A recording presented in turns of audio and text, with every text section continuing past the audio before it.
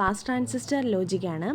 Pass transistor logic എന്ന് പറഞ്ഞാൽ CMOS ലോജിക്കിനോട് ഓൾട്ടർനേറ്റ് ആയിട്ട് മറ്റൊരു ലോജിക്കാണ്. സിമോസിൻ്റെ ഡിസഡ്വാൻറ്റേജ് എന്താ?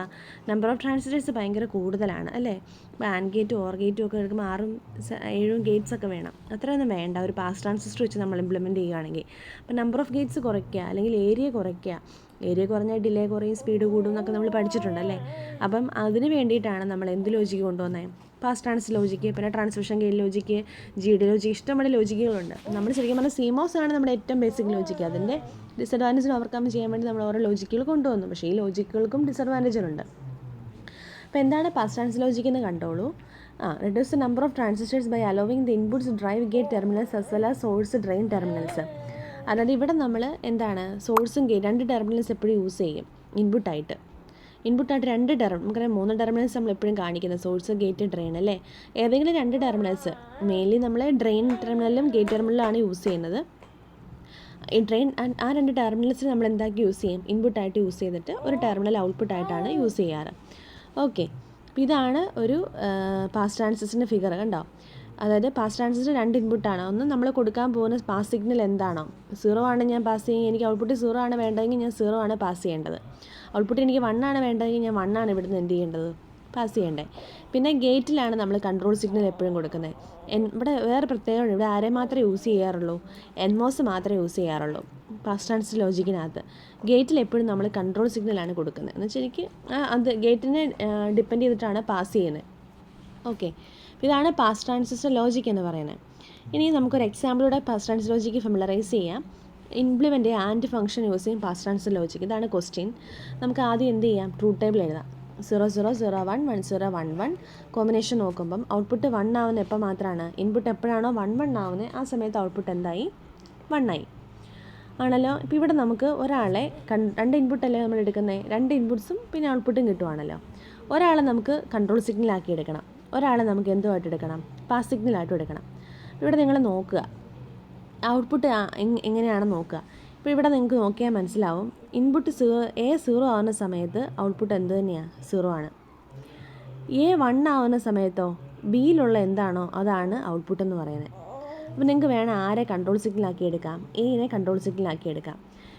ഇവിടെ ഫിഗർ നോക്കുക. 0 ആവുന്ന സമയത്ത് ഉണ്ടോ? 0 ആവുന്ന സമയത്ത് 0 ആയ സമയത്ത് ഔട്ട്പുട്ട് എന്താ? 0 ആണ്. അപ്പോൾ ഞാനിവിടെ ആരെ പാസ് ചെയ്ത് വിടുക? 0. 0 ആവുന്ന സമയത്തെല്ലാം ഈ 0 എന്ത് ചെയ്യും? ഔട്ട്പുട്ട് കിട്ടിക്കൊണ്ടിരിക്കും അല്ലേ. എയുടെ വാല്യൂ 0 0 വരാം, 0 1 വരാം. അപ്പോൾ എയുടെ വാല്യൂ അവിടെ എന്ത് തന്നെയാണ്? 0 0 0 1 ഈ 2 കോമ്പിനേഷനിലും എയുടെ വാല്യൂ എന്താണ്? 0 ആണ്. എയുടെ വാല്യൂ 0 ആകുമ്പോൾ ഔട്ട്പുട്ട് എന്തായിട്ടാണ് എനിക്ക് കിട്ടേണ്ടത്? 0 ആയിട്ടാണ് കിട്ടേണ്ടത്. ഓക്കെ, അടുത്ത കേസ് എയുടെ വാല്യൂ 1 വരുന്ന കേസ് എന്ന് വെച്ചാൽ 1 0 1 1 ഈ 2 കോമ്പിനേഷനിലും എയുടെ വാല്യൂ എന്താണ്? 1 ആണ്. എയുടെ വാല്യൂ 1 വരുന്ന കേസിൽ ഔട്ട്പുട്ട് എന്താണ്? ബിയിലുള്ള എന്താണോ അത് തന്നെയാണ് അല്ലേ. അപ്പം ബിയിൽ ഇപ്പോൾ എന്താണ്? ബിയിൽ 0 ആണെങ്കിൽ ഔട്ട്പുട്ട് 0, ബിയിൽ 1 ആണെങ്കിൽ 1. അപ്പം നമ്മൾ ആരെ പാസ് ചെയ്ത് വിട്ടാൽ മതി? ഇവിടെ ബീനെ പാസ് ചെയ്ത് വിട്ടാൽ പോരെ. ഓക്കെ, അപ്പോൾ ഇതാണ് ആൻഡ് ഗേറ്റ് ഉണ്ട്. ഇപ്പോൾ 2 ഗേറ്റ്സ് കൊണ്ട് നമുക്ക് ഇംപ്ലിമെൻറ്റ് ചെയ്യാൻ പറ്റും. നമ്മൾ സിമോസ് വെച്ചിട്ടാണെങ്കിൽ ഒരു 6 ഗേറ്റെങ്കിലും വേണ്ടി വരും. PMOസിൻ്റെ NMOസിൻ്റെ കോമ്പിനേഷനാണ് സിമോസ്. ഓക്കെ, അടുത്ത വേറൊരു എക്സാമ്പിൾ കാണിക്കാം. ഇപ്പോൾ ഒരു XOR ഗേറ്റാണെന്ന് വിചാരിക്കാം, 3 ഇൻപുട്ടാണെന്ന് വിചാരിക്കാം. അപ്പോൾ ഇവിടെ നിങ്ങൾ നോക്കുക F ഇവിടെ ആരെ നമുക്ക് കൺട്രോൾ സിഗ്നലാക്കി എടുക്കാം? ഇപ്പോൾ ഇവിടെ നമുക്ക് 3 എണ്ണമാണല്ലോ. അപ്പോൾ നമുക്കിവിടെ എവിടെ നോക്കി എയും ബിയും 0 0 0 1 1 0 1 1 അല്ലേ. എയും ബിയും 0 0 ആകുന്നു. എയും ബിയും അങ്ങനെ നമുക്ക് സ്പ്ലിറ്റ് ചെയ്യാമല്ലേ. കണ്ടോ, 2 എണ്ണത്തിന് ഗ്രൂപ്പായിട്ട് വേണമെങ്കിൽ ഇതിനെ സ്പ്ലിറ്റ് ചെയ്തെടുക്കാം അല്ലേ. ഓക്കെ, ഇപ്പോൾ ഈ 2 കേസിൽ നോക്കുക. എയും ബിയും 0 0 ആവുന്ന സമയത്ത് ഔട്ട്പുട്ട് എന്താ? സിയിലുള്ള എന്താണോ അത് തന്നെയാണ് ഔട്ട്പുട്ട് വന്നിരിക്കുന്നത്. 0 1 ആവുന്ന സമയത്തോ സിയുടെ കോംപ്ലിമെൻ്റ് അല്ലേ.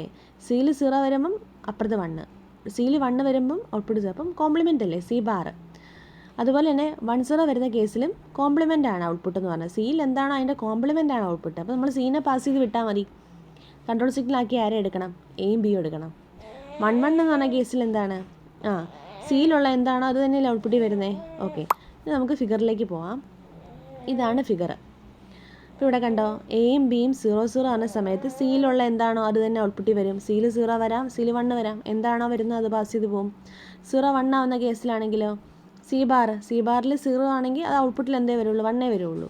ആ രീതിയിൽ. ഓക്കെ, അപ്പം 1 0 ഇത് 1 ഇത് 0 എന്നല്ലേ, ഇത് 1 1 അല്ലേ. എയും ബിയും 1 1. ഓക്കെ, അപ്പം നമുക്ക് കറസ്പോണ്ടിങ് ആയിട്ട് പാസ് ചെയ്യാം. അപ്പോൾ ഇതാണ് പാസ്റ്റ് ട്രാൻസിസ്റ്റർ ലോജിക് എന്ന് പറയുന്നത്. ഇതുപോലെ നമുക്ക് ഓർ ഗേറ്റും ഏത് ഫംഗ്ഷൻ തന്നാലും ഇംപ്ലിമെൻറ്റ് ചെയ്യാൻ പറ്റും കേട്ടോ. പിന്നെ ഇത് കാണിച്ചിരിക്കുന്ന വേണമെങ്കിൽ കുറച്ചും കൂടി നമുക്ക് നമ്പർ ഓഫ് ട്രാൻസിസ്റ്റർ കുറയ്ക്കാം എന്നുള്ളതാണ്. അതായത് ഇപ്പോൾ ഇവിടെ നമ്മൾ നോക്കി എയും എ ബാറും ബിയും ഉണ്ട്, ബി ബാറും ഉണ്ട്, ബി ബാറും ഉണ്ട്,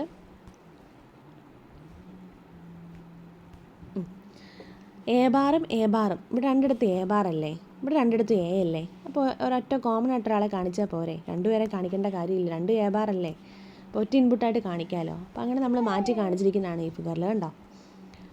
ഇവിടെ എ ബാർ, ഇപ്പം എ ബാർ ഇപ്പം നോക്കി 0 എന്നുള്ള കോമ്പിനേഷൻ വരുന്നുണ്ട്, 0 1 എന്നുള്ള കോമ്പിനേഷൻ കിട്ടുന്നുണ്ട്.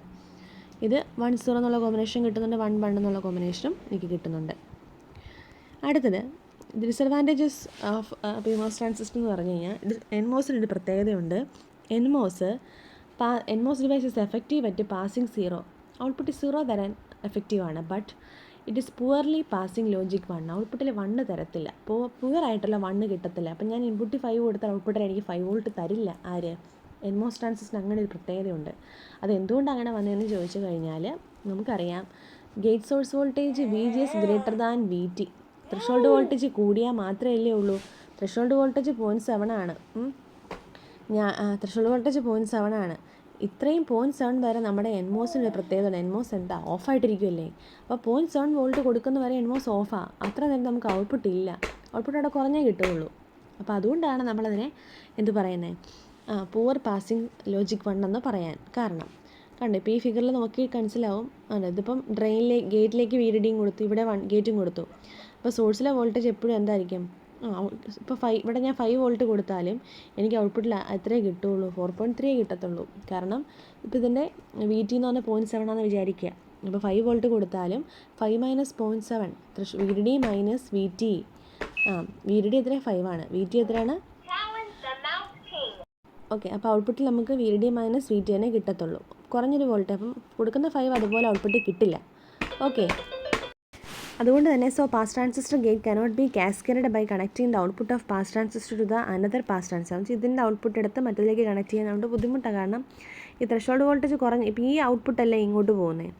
ഫസ്റ്റ് ഗേറ്റിൻ്റെ ഔട്ട്പുട്ട് എന്താണ്, അതാണ് ഇതിൻ്റെ ഇൻപുട്ടായിട്ട് പോകുന്നത്. അപ്പോൾ വീണ്ടും നമുക്ക് ഔട്ട്പുട്ട് പ്രോപ്പറായിട്ട് കിട്ടത്തില്ല. ഓക്കെ. അടുത്തത് നമ്മുടെ ടെക്സ്റ്റ് ബുക്കിലെ പോർഷനാണ്. അപ്പോൾ നിങ്ങളിത് വായിച്ച് നോക്കുക കേട്ടോ.